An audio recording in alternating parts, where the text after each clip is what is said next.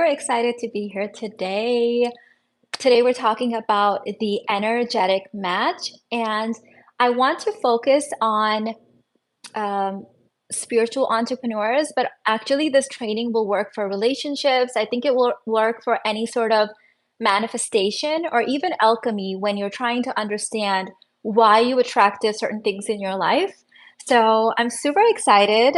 In fact, I Thursday night I like only slept like an hour and a half. I emailed you guys that because I was so excited about what I'm about to share. So how this is gonna go. Hi, everyone.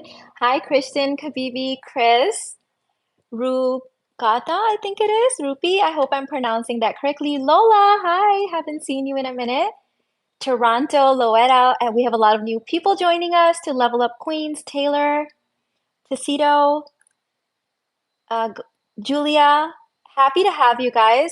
If you want to join the membership, there is a join button, and that way you can have access to the chat. So what I'm going to do is I'm going to do a training on, I'll throw the link in the description for you to join. I'll do a training on the energetic match, and then I'm also going to do a shot with me at the end for those of you guys that want to stay for that. I'll let you know when I'm beginning the shot with me. Hi, thank you for the super chat. Love you. Thank you, thank you. Hey, oh, Casey, hi. Awesome. Okay. So we're talking about the energetic match, and this is something that we hear all the time, right? Like, I'm sure you've heard about attracting the one, attracting your energetic match. I like using the word reciprocal because I feel like when you hear certain words all the time, they can become kind of, you can become kind of like deaf to them and the meaning can go away, right? So that's why I like to think of them in different ways. And that's why I think it was like 5 or 6 years ago that I did a live stream on creating a love list, but I used the word reciprocal because it gave you something a little bit more concrete than just like energetic match, where you hear it all the time, but it doesn't really land. So the energetic match, the way that I would explain this, let me know if you guys have heard this term or use this term all the time.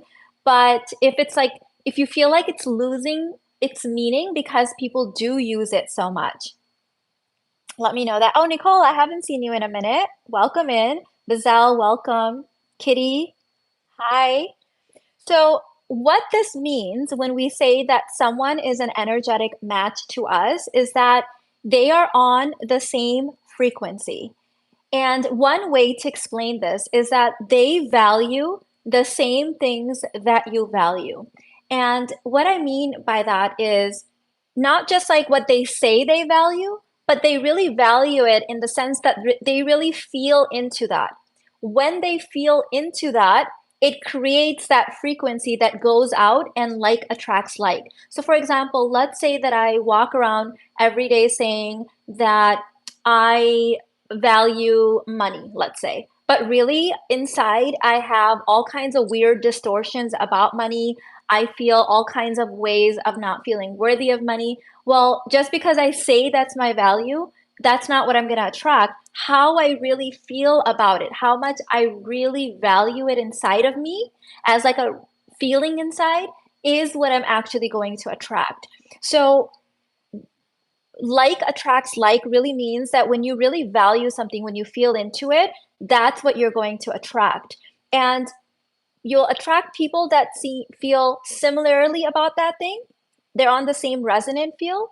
But also sometimes if there's distortion within you, or if there's even just polarity, we might attract the reciprocal match for that as well, right? And so when I get to the relationship section, that will make sense and that can show up negatively, but it can also show up positively, meaning the desired result that you wanted versus not the desired result that you wanted. And those can end up being lessons that we need to learn, right?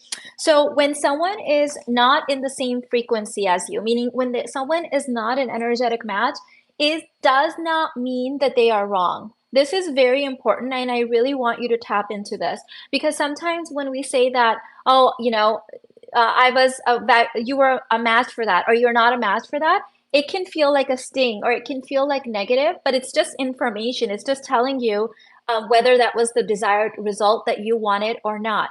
So one example that I have of this is uh, a woman that really is in the season of her life where she values career. Like that's where she's at, right? I talked about seasons of womanhood in my book, Lady Balls, right? So let's say that there is a woman where the season of life that she's entered, she is really like feeling into having a successful career. She's focused on that. Like she's really just resonating on that field, right?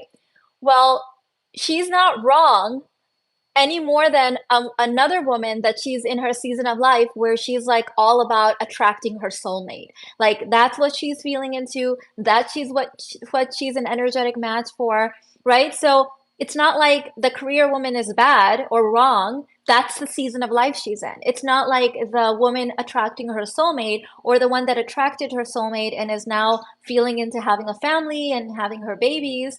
They're just energetic match for different things because that's their desire, that's what they're feeling into, that's what they're focused on, right?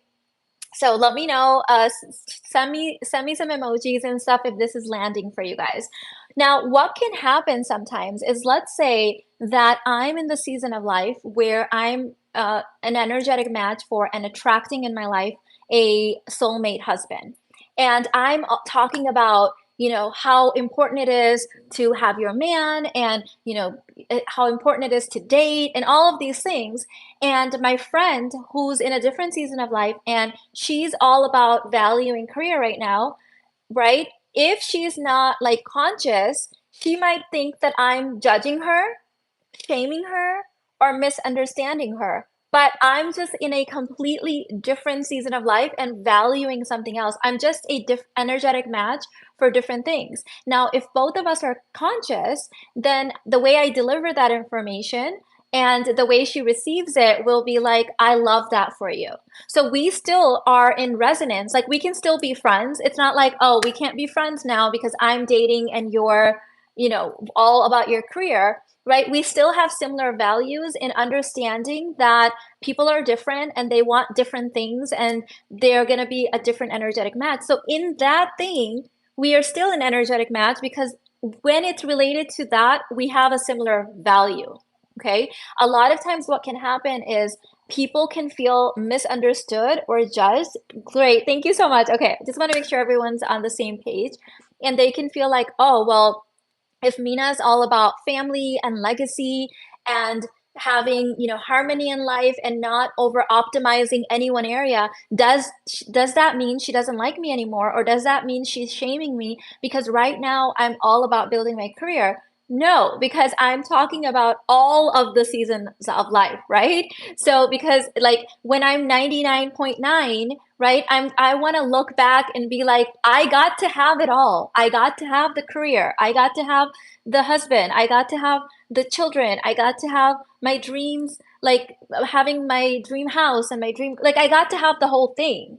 But that doesn't mean in any one season, if I was not doing that exact thing as my friends, that we were like mad at each other. We're just wanting very different things. Welcome to Level Up Queens. Hey. Okay. I see you. I'm gonna do a Q&A section as well. So I see you guys. If you have questions or thoughts coming up, put them in the chat. Yes, exactly. It's not like the whole I love apples, so does that mean you hate oranges? Yes, exactly, right? Being able to have maturity in this thing. And I've talked about this before, how, sometimes when kids are little and they love something so much, they really value it, right? Whether it's a blanket or a passy or whatever, a teddy bear. And then it's time for them to outgrow it. And then the parents have been kind of preparing them. Sometimes the only way they can get behind letting that thing go and moving into the next phase is to say that thing was bad. And that breaks my heart because it's like, no, your passy wasn't bad.